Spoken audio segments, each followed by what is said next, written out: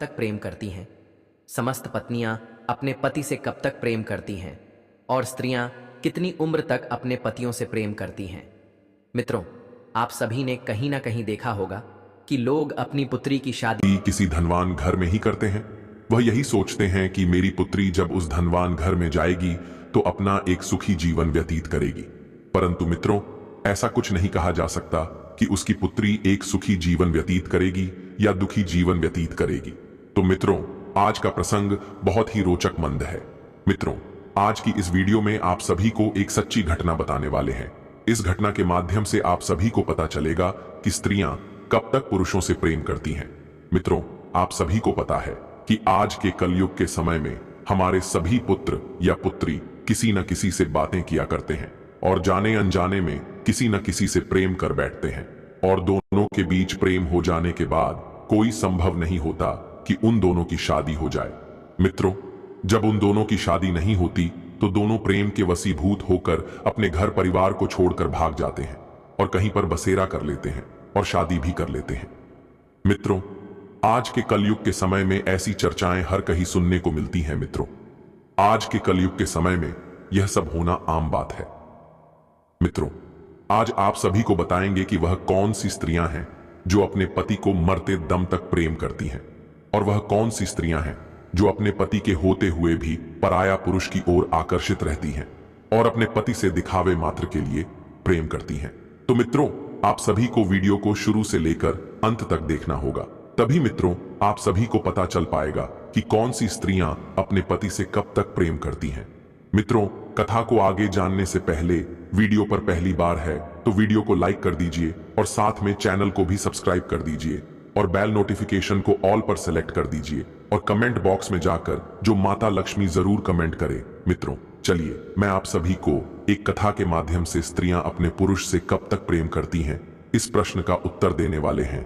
मित्रों, एक बार की बात है, देवी सत्यभामा भगवान श्री कृष्ण के पास जाती हैं और भगवान श्री कृष्ण से पूछते हैं, हे प्रभु, आज मेरे मन में एक विचित्र प्रश्न उठ रहा है।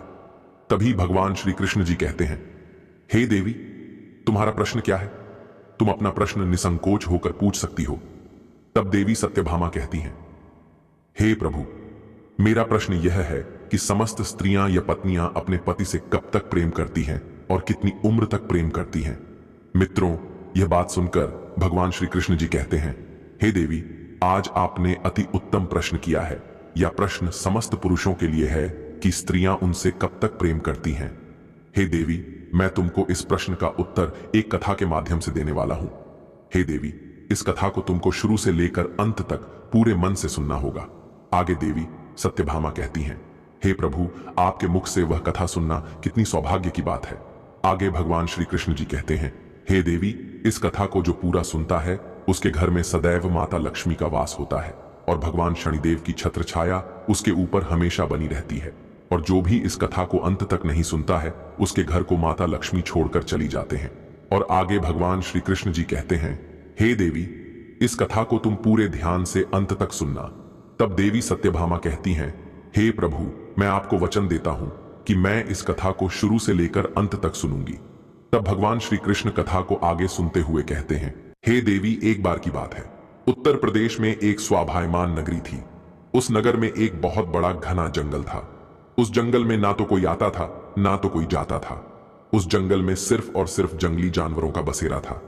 मित्रों, उत्तर प्रदेश में एक राजा राज्य करता था जिसका नाम धर्मराज था, और उस राजा की उम्र लगभग 42 वर्ष की हो चुकी थी, और उस राजा की अभी तक शादी नहीं हुई थी, क्योंकि आज तक उसे कोई भी स्त्री पसंद नहीं आई थी। उसके लिए कोई भी स्त्री सुंदर नहीं थी। मित्रों, उस राज्य में एक जंगल था। उस जंगल की चर्चा बहुत ज्यादा हो रही थी। मित्रों, जब उस राजा ने यह चर्चा सुनी कि उनके नगर में एक जंगल है जहां पर ना तो कोई आता था और ना ही कोई जाता था, और उस जंगल में सिर्फ जंगली जानवर ही रहा करते थे, मैं तो वह खबर सुनकर राजा उस नगर के जंगल में जाने का निर्णय लेता है और वह अपने मंत्रियों को आदेश देकर एक अश्व तैयार करवाता है, और वह राजा उसे अश्व पर बैठकर उस नगर के जंगल के लिए रवाना हो जाता है। मित्रों, वह राजा जब उस जंगल में प्रवेश करना ही वाला था तभी उस जंगल के किनारे उसे एक कुटिया दिखाई देती है। तब वह राजा सोचता है कि मैंने सुना था कि इस जंगल में ना ही तो कोई आता था और ना ही तो कोई जाता है, तो यहां पर यह कुटिया कैसे? तब वह राजा उस कुटिया को बड़े ध्यान से देख रहा होता है तो वहां पर उसे एक सुंदर स्त्री दिखाई देती है। वह इतनी सुंदर थी कि राजा उसे एक बार ही देखने पर उस पर मोहित हो गया और वह राजा दूर से ही उस स्त्री पर नजर रखे हुए था और बड़े ध्यान से उस स्त्री को देख रहा था। और जब वह राजा उस स्त्री के पास जाता है तो वह राजा देखता है कि वह एक वैश्या है। वह वैश्य बहुत ही सुंदर थी। उसने एक ही नजर में राजा का दिल जीत लिया था। मित्रों, उस वैश्या को देखकर ऐसा लगता था कि मानो मुझे स्वर्ग से कोई अप्सरा आ गई हो। मित्रों, वह राजा उस वैश्या को बहुत ही ध्यानपूर्वक से देख रहा था और वह राजा उस वैश्या पर मोहित हो गया और फिर उसने उस वैश्य से विवाह करने का प्रस्ताव रख दिया। मित्रों, उस राजा को पता था कि वह एक वैश्या थी, तब भी वह राजा उस वैश्या का दीवाना हो चुका था। वह राजा आज तक ऐसी स्त्री नहीं देखी थी, इसीलिए उस राजा ने आज तक अपना विवाह नहीं किया था। जहां पर 42 वर्ष की उम्र तक अन्य राजाओं की 3-3, 4-4 रानियां हो जाया करती थीं, वहां पर इस राजा ने अभी तक अपना विवाह नहीं किया था। और जब वह राजा उस वैश्या पर मोहित हो गया और विवाह का प्रस्ताव रखने के बाद वह राजा कहता है कि हे देवी, मैं आपके बिना अब एक पल भी नहीं रह सकता हूं, इसलिए हे देवी, आप कृपा करके मुझसे विवाह कर लीजिए। और आगे वह राजा कहता है कि हे देवी, मुझे पूरी तरह से मालूम है कि आप एक वैश्या हैं। तब वह वैश्या कहती है, हे महाराज, मैं एक वैश्या हूं, मैं किसी से भी प्रेम नहीं कर सकती, क्योंकि महाराज, वैश्या का कोई भी धर्म नहीं होता है और वेश्याएं सिर्फ और सिर्फ धन से प्रेम करती हैं। वेश्याओं को जहां पर धन अधिक मिलेगा वहीं पर वैश्या जाएगी। क्या महाराज, आपको पता है कि हमारे जीवन में आपके जैसे हजारों लोग आते हैं और मेरे ऊपर सैकड़ों लाखों स्वर्ण मुद्राएं लुटाकर चले जाते हैं। आगे वह राजा कहता है, हे देवी, मैं आपके कहने का मतलब नहीं समझ पाया हूं कि आप कहना क्या चाहती हैं। हे देवी, कृपा करके आप मुझे विस्तार से बताएं। तब वह वैश्या कहती है, हे राजन, मैं अभी तक कुंवारी हूं, अभी तक मेरा विवाह नहीं हुआ है, फिर भी मैं एक विवाहित स्त्री की तरह ही अपना जीवन व्यतीत कर रही हूं, क्योंकि है राजन, मेरे पास हर दिन नए नए पुरुष आते हैं और मेरे शरीर को अपनी हवस का शिकार बनाकर अपनी हवस बुझाते हैं और मेरे ऊपर हजारों स्वर्ण मुद्राएं खर्च करके चले जाते हैं। हे राजन, मुझे वैश्या होने के कारण यह सब करना पड़ता है। तब वैश्या आगे कहती है, हे महाराज, मेरा आपसे निवेदन है कि आप अपने राज्य के लिए पुनः वापस चले जाएं और आप मुझसे विवाह करने की इच्छा को त्याग दीजिए, क्योंकि आप इस उत्तर प्रदेश के एक प्रसिद्ध और शक्तिशाली धर्मपरायण राजा हैं। आगे वह वैश्या कहती है, हे महाराज, अगर एक राजा किसी एक वैश्या से विवाह करेगा तो न जाने महाराज, हमारे समाज में आपका न जाने कितना अपमान होगा। हे महाराज, किसी राजा को एक तुच्छ वैश्या से विवाह करना शोभा नहीं देता है। आगे राजा से कहती है राजन, न जाने कितनी राजकुमारियां आपको मुझसे भी सुंदर सुंदर मिल जाएंगे। आप उन राजकुमारी के साथ विवाह करके अपना एक सुखी जीवन व्यतीत कर सकते हैं। और हे राजन, अगर रही बात मुझसे शादी करने की, तो आप मेरे शरीर का एक बार भरपूर आनंद लेने के बाद आप अपने राज्य में वापस लौट जाएं। आगे वह राजा कहता है, हे देवी, मैं आपके बारे में सब कुछ जानता हूं, फिर भी मैं आपकी सुंदरता पर मोहित हो चुका हूं। मैं किसी भी हालत में आपसे विवाह करना चाहता हूं। मित्रों, वह राजा उस वैश्या की सुंदरता पर पूरी तरीके से मोहित हो चुका था और उसके प्रेम में अंधा हो चुका था और उस राजा को अब खुद पर नियंत्रण नहीं हो रहा था। मित्रों, फिर उस राजा की जिद पर उस वैश्या ने कहा है, राजन, ठीक है, मैं आपसे विवाह करने के लिए तैयार हूं, मैं आपसे विवाह अवश्य करूंगी, मैं आपकी रानी अवश्य बनूंगी, परंतु महाराज, मेरी कुछ शर्तें हैं जिन शर्तों को आपको मंजूर करना होगा। अगर आप मेरी इन शर्तों को मंजूर कर लेते हैं तब मैं आपसे विवाह कर लूंगी और मैं आपकी रानी बन जाऊंगी। तब वह राजा कहता है, हे देवी, आप अपनी शर्त बताएं, मैं आपकी शर्तें अवश्य मानूंगा। आगे वह वैश्या कहती है कि हे महाराज, मेरी वृद्ध माता और पिता हैं, आपको इन्हें अपने राजमहल में ले जाना होगा और मेरे माता पिता की अच्छी तरीके से देखभाल करनी होगी। और अगर मेरे माता पिता को कभी भी कुछ भी हो गया, कोई भी परेशानी हो गई, तो मैं आपके राजमहल को छोड़कर चली आऊंगी।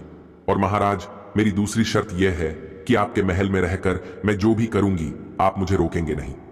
जिस दिन आपने मेरे ऊपर कोई भी पाबंदी लगाने की कोशिश की तो मैं उस दिन आपके राजमहल को छोड़कर चली आऊंगी। मित्रों, ये दो शर्तें उस वैश्या ने राखी और फिर वह राजा तो वैश्या के प्यार में अंधा हो चुका था। वह उस वैश्या की इन दोनों शर्तों को मान लेता है और उस वैश्या को वचन दे देता है और कहता है, हे देवी, आप जैसा कहोगी वैसा ही होगा। परंतु आप मुझसे विवाह करके मेरे राजमहल चलिए, क्योंकि मैं आपके बगैर अब एक पल भी व्यतीत नहीं कर सकता। क्योंकि हे देवी, मैं आपसे बहुत अधिक प्रेम करता हूं और मैं आपके बगैर जीवित नहीं रह सकता। इसलिए हे प्रिय, आप देर न करते हुए मुझसे विवाह करके हमारे राजमहल में चलिए, और आपने जो शर्तें बताए हैं मैं उन्हें पूर्ण तरीके से उन शर्तों का पालन करूंगा। फिर मित्रों, उस वैश्या ने उस राजा से शादी कर ली और फिर अपने बूढ़े माता पिता को लेकर उस राजा के साथ विवाह आदि संपन्न करके वहां से राजमहल के लिए प्रस्थान कर जाती है। और वह राजा उस वैश्या को लेकर अपने राजमहल में आ जाता है और वहीं पर दोनों एक साथ महल में रहने लगते हैं। और उस वैश्या के बूढ़े माँ बाप को एक सुंदर से कमरे में छोड़कर और सैनिकों को कुछ आदेश देकर वहां से चला आता है। और मित्रों, जब यह बात वहां की प्रजा तक पहुंचती है, तब प्रजा को यह मंजूर नहीं था कि हमारे महाराज किसी एक वैश्या के साथ रहे। हमारे महाराज के लिए तो हजारों रानियां लाइन लगाकर खड़ी हो जाएगी, परंतु हमारे महाराज ने एक वैश्या से विवाह कर लिया। मित्रों, उधर वह राजा उस वैश्या से विवाह करने के बाद उस वैश्या के साथ प्रेम पूर्वक अपना जीवन व्यतीत करने लगा। मित्रों, वह राजा अब तो राज दरबार भी लगाना भूल चुका था, क्योंकि मित्रों, वह राजा उस वैश्या के प्यार में इतना अंधा हो चुका था कि वह अपनी पत्नी को छोड़कर कहीं नहीं जाता था। वह राजा दिन और रात अपनी पत्नी के साथ व्यतीत करता था और पूरी प्रजा मंत्रीगण राजा के इस हरकत से बहुत नाराज थे। मित्रों, अब वह राजा राज दरबार लगाना भूल चुका था। अब प्रजा को कुछ समझ में नहीं आ रहा था और एक मंत्री राजा को बहुत समझता था, परंतु उस मंत्री के समझाने के बाद भी उस राजा को कुछ भी समझ में नहीं आ रहा था। फिर कुछ मंत्रियों ने मिलकर आपस में विचार विमर्श किया और अपने नगर के कुछ सतर्क चोरों को बुलाया और उन चोरों से कहा कि तुम्हें उस वैश्या की बूढ़े माँ बाप की हत्या कर देनी होगी। इसके लिए मैं तुम्हें 5 लाख स्वर्ण मुद्राएं देता हूं। जब उन चोरों ने 5 लाख स्वर्ण मुद्राएं पानी की बात सुनी, तो वह चोर मंत्रियों से बोले कि मंत्री जी, आज आपका काम हो जाएगा। आज रात में मैं उस वैश्या की बूढ़े माता और पिता की हत्या कर दूंगा। तो मित्रों, जैसे ही आधी रात हो चुकी थी और रात का तीसरा प्रहर चल रहा था, तभी उन चोरों ने छुपते छुपाते राजमहल में प्रवेश किया और उस वैसे के बूढ़े माँ बाप के कक्ष में जा पहुंचे और उन दोनों को मौत के घाट उतारने ही वाले थे। तभी बूढ़े माता पिता जोर जोर से चोर चोर चिल्लाने लगी। तभी उन चोरों ने बिना कोई देरी किए उन दोनों को मारकर वहां से भाग जाते हैं। जब उस वैश्या ने अपने बूढ़े माता पिता की आवाज सुनी, तो उसने महाराज से कहा, हे राजन, लगता है हमारे माता पिता को कोई समस्या है। तब वह वैश्या और राजा धर्मराज उनके माता पिता के कमरे में जाते हैं, तो वहां पर देखते हैं कि उनके माता और पिता की मौत हो चुकी है और मौत करने वाला वहां से भाग गया है। फिर मित्रों, वह राजा उन चोरों को थोड़ा सा देखता है और उनके पीछे पीछे भागने लगता है। वह अपने पूरे महल में उनके पीछे पीछे भागता है। फिर वह चोर उस राजमहल से निकलकर जंगल की तरफ भाग जाते हैं। फिर वह राजा लौटकर उसी कक्ष में आ जाता है। मित्र, उस वैश्या ने राजा को उस कक्ष में आया हुआ देखकर उस वैश्या ने महाराज से कहा, महाराज, अब मैं क्या करूं? तब उस राजा ने कहा, हे देवी, मैं अपना वचन हार चुका हूं। हे देवी, मैंने आपको जो वचन दिया था, आपकी जो 2 शर्तें थीं, मैं आपकी उन शर्तों को पूरा नहीं कर पाया। आगे वहां राजा कहता है, हे देवी, मैं तो आपकी शक्ति पूरी नहीं कर पाया हूं। अब आपके मन में जो आए वही करिए। मित्रों, उस वैश्या ने राजा की यह बात सुनकर राजा से कहती है, हे महाराज, ठीक है, मैं अपने शर्त के अनुसार मैं आपके राजमहल को छोड़कर जा रही हूं। मित्रों, फिर वह वैश्या उस राजा के राजमहल को छोड़कर अपनी कुटिया की तरफ निकल जाती है। फिर वह राजा उस वैश्या को जाता हुआ देखकर बहुत चिंतित हुआ, परंतु मित्रों, वह राजा अपने शर्तों के अनुसार कुछ कर भी नहीं सकता था। वह राजा उस वैश्या को जाते हुए देख रहा था और उसकी आंखों में आंसू आ चुके थे। फिर मित्रों, वह वैश्या राजमहल से निकल जाती है। मित्रों, राजा की पत्नी वह वैश्या राजमहल को छोड़कर चली गई थी। तो राजा आज सभा लगाई और उस सभा में राजा बड़ी मायूसी के साथ बैठा हुआ था। और जब सभा खत्म हुई, तब राजा वहां से चला आया और वह यही सोच रहा था कि अब तो मेरे जीवन में अंधेरा ही अंधेरा है। अब मैं उस वैश्या के बिना कैसे रहूंगा? और वह कहता है, मेरी सबसे कीमती चीज, मेरी जिंदगी मुझे छोड़कर चली गई।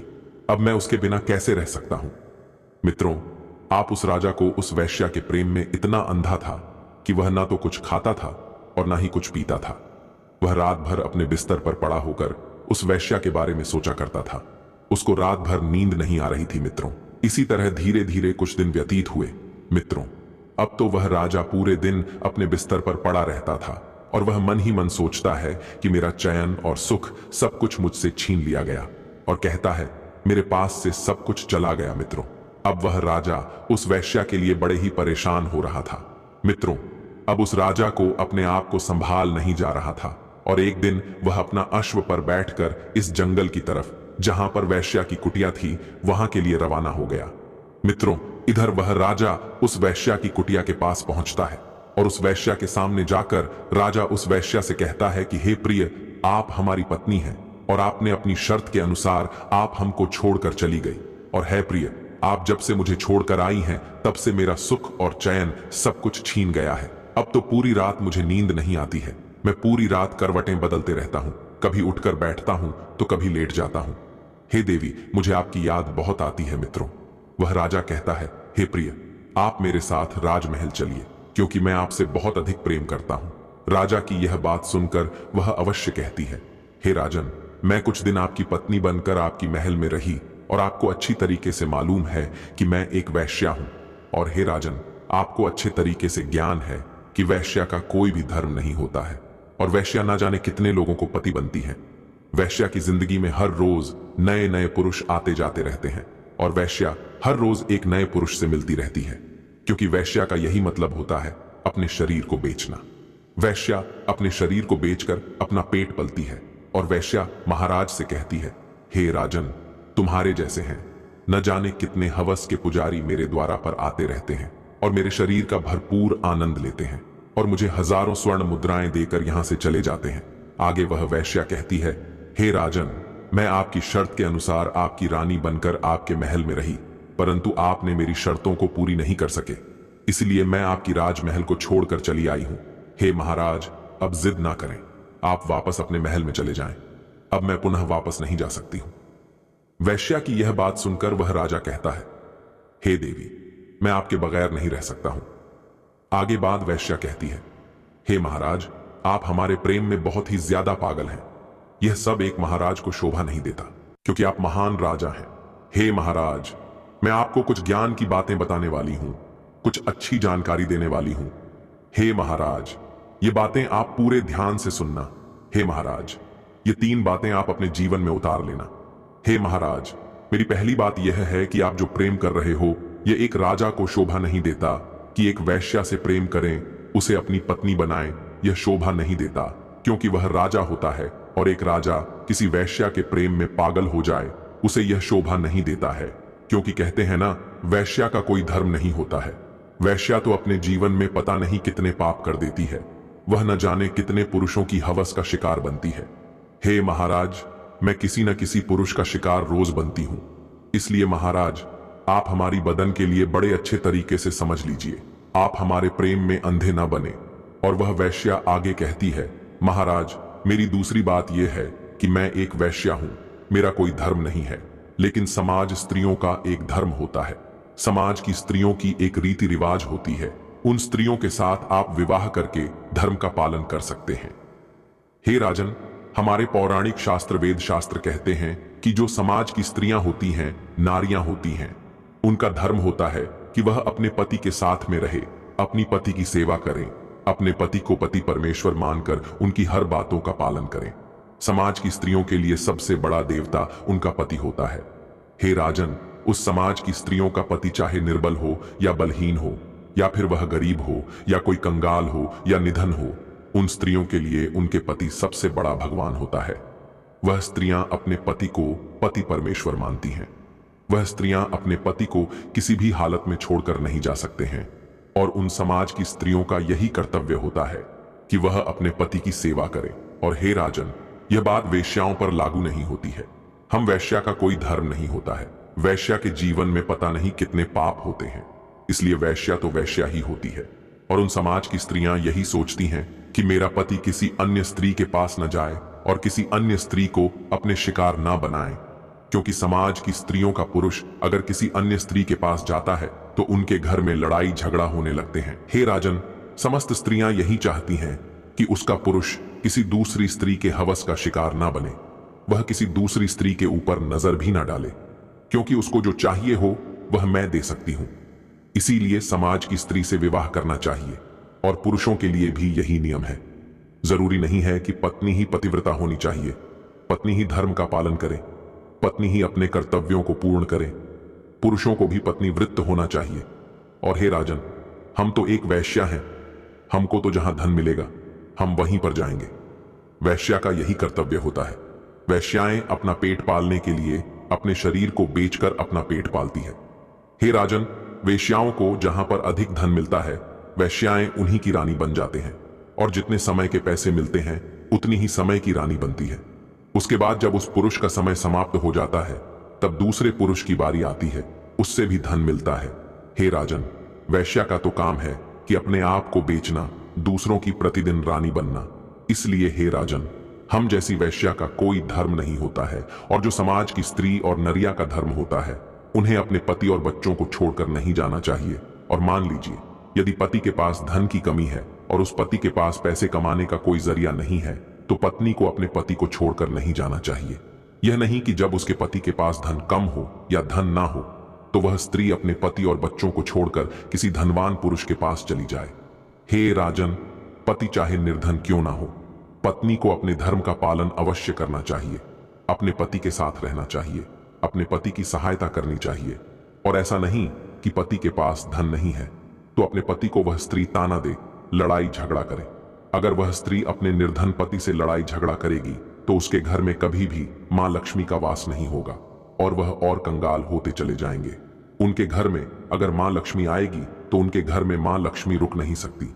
एक दरवाजे से आएंगे और दूसरे दरवाजे से तुरंत चली जाएंगे। चाहे जितना दुख हो, पत्नी को हमेशा अपने पति से प्रेम करना चाहिए और अपने पति को दिलासा देने के लिए पत्नी को हमेशा यही करना चाहिए कि स्वामी, मैं आपके साथ हूं, आप परेशान मत होइए, भगवान की कृपा से सब कुछ ठीक हो जाएगा। और पत्नी को पति के प्रति और पति को पत्नी के प्रति हमेशा आकर्षित रहना चाहिए। हमेशा दोनों के बीच प्रेम बना रहना चाहिए और कभी भी किसी भी स्त्री को अपने पति को छोड़कर कभी नहीं जाना चाहिए और पति को भी अपनी पत्नी को कभी भी छोड़कर नहीं जाना चाहिए। हे राजन, आज के समय में समस्त पति और पत्नी के बीच में छोटी छोटी बातों पर छोटी मोटी लड़ाई झगड़े होते रहते हैं, परंतु एक दूसरे के प्रति प्रेम बराबर रहता है। और इतना समझ जाइए कि अगर जब पति और पत्नी के बीच में जो लड़ाई होती है वह बातें अगर आसपास के पड़ोसियों के पास पहुंचती हैं तो समझ जाइए कि पति और पत्नी दोनों एक साथ अब नहीं रह सकते। तब वहां पर पति को पत्नी के प्रति प्रेम नहीं होता है और पति को और पत्नी को पति के प्रति प्रेम नहीं होता है। वहां पर पत्नी और पति एक दूसरे से अलग हो जाते हैं। और मित्रों, समाज की स्त्रियों का यही धर्म होता है कि वह स्त्रियां अपने पति के साथ मिलजुल कर रहे और पतियों को हमेशा अपने पति के आज्ञा का पालन करना चाहिए। हाँ, वहां पर पत्नियों का पालन नहीं करना चाहिए जहां पर पति की बात गलत हो, पति आपसे गलत काम करवाता हो, वहां पर अपने पति का पालन नहीं करना चाहिए। मित्रों, आपने कहीं ना कहीं माता अनसुया की कथा सुनी ही होगी कि माता अनसुया हमेशा अपने पति की सेवा में लगी रहती थी और अपने पति की सेवा खूब करती थी। और माता अनसुया के पास कुछ नहीं था और माता अनसुया अपने पति के साथ जंगल में एक कुटिया बनाकर उसी में अपने पति के साथ जीवन व्यतीत करती थी। माता अनसुया अपने पतिव्रता धर्म का पालन किया करती थी, अपने पति की सेवा तन मन से किया करती थी। माता अनसुया अपने पति को पति परमेश्वर मानती थी। और मित्रों, माता अनसुया के पास धन नहीं था, वह बहुत गरीब थी। और अगर यह सोचती कि हमारे पास धन नहीं है, मैं निर्धन हूं और मेरे पास एक धनवान पुरुष होना चाहिए, वह अपने पति के लिए उनकी शक्ति थी। मित्रों, स्त्री के लिए सबसे बड़ा धन उसका पति होता है। धन का मतलब यह नहीं कि उसके पास सोना चांदी और बहुत सारे पैसे हो। पत्नियों का सबसे बड़ा धन उनके पति होता है और उनके बच्चे होते हैं। लेकिन आज के कलयुग के समय में समस्त स्त्रियों का सबसे बड़ा धन रुपया, पैसा, धन दौलत, यह सब होता है और पति कुछ भी नहीं होता। मित्रों, आपने कहीं ना कहीं सुना होगा, कहीं ना कहीं देखा होगा, अपने गांव में, अपने घर के पड़ोस में, अपने ही घर में कि धन के लिए कितनी ज्यादा लड़ाई होती रहती है। इसीलिए हे राजन, पत्नी को हमेशा धर्म का पालन करना चाहिए। आगे वह वैश्या कहती है, हे राजन, आप वेश्याओं के चक्कर में न पड़े, जो आप हमारे चक्कर में पड़े हुए हैं। आप हमारे प्रेम अंधी हो गए हैं और हमारे प्रेम में जो पागल बने हुए हैं। हे राजन, राजा को अपने बारे में कभी नहीं सोचना चाहिए, राजा को अपनी प्रजा के बारे में सोचना चाहिए। आप तो अपने बारे में सोचते हैं, अपने प्रजा के बारे में कुछ भी नहीं सोचते हैं। हे राजन, ना जान मेरी मुलाकात प्रतिदिन कितने पुरुषों से हुआ करती है। इसीलिए राजन, आपको अपने राज्य में वापस लौट जाना चाहिए और अपनी प्रजा की देखभाल करिए और किसी राज्य की राजकुमारी से अपना विवाह कर लीजिए, जिससे आपकी प्रजा को एक महारानी मिल जाए और वह आपसे खुश रहे। मित्रों, वह राजा उस वैश्या की बात सुनकर वह समझ जाता है और फिर वह राजा उस वैश्या से क्षमा मांगता है और कहता है, हे देवी, आज आपने मेरी बंद आंखें खोल दी। मैं बहुत गलत रास्ते पर निकल पड़ा था, आपने मुझे सही राह दिखाई है। फिर वह राजा अपने राजमहल लौट जाता है और वह एक सुंदर से राजकुमारी से अपना विवाह कर लेता है और वह अपने राज्य में एक सुखी जीवन व्यतीत करने लगता है। तो मित्रों, एक वैश्या ने हम सभी को बताया कि समय चाहे कैसा भी समय हो, पत्नी को पति के प्रति हमेशा प्रेम करना चाहिए और पति को पत्नी के प्रति हमेशा प्रेम करना चाहिए। तो मित्रों, पत्नियों को अपने पति को मरते दम तक प्यार करना चाहिए, चाहे वह बूढ़े हो चाहे जवान हो, प्रेम बराबर रहना चाहिए। तो मित्रों, आप सभी को यह कथा कैसी लगी, कमेंट बॉक्स में कमेंट करके जरूर बताएं। और मित्रों, अभी तक आप लोगों ने हमारे इस YouTube चैनल को सब्सक्राइब नहीं किया है तो चैनल को सब्सक्राइब करके बेल नोटिफिकेशन को ऑल पर सेलेक्ट कर दीजिए और कमेंट बॉक्स में जाकर जय मां लक्ष्मी जरूर कमेंट करें। तो मित्रों, वीडियो को यहां तक देखने के लिए आप सभी का दिल से धन्यवाद। मिलते हैं किसी और पौराणिक कथा के साथ, तब तक के लिए बाय बाय।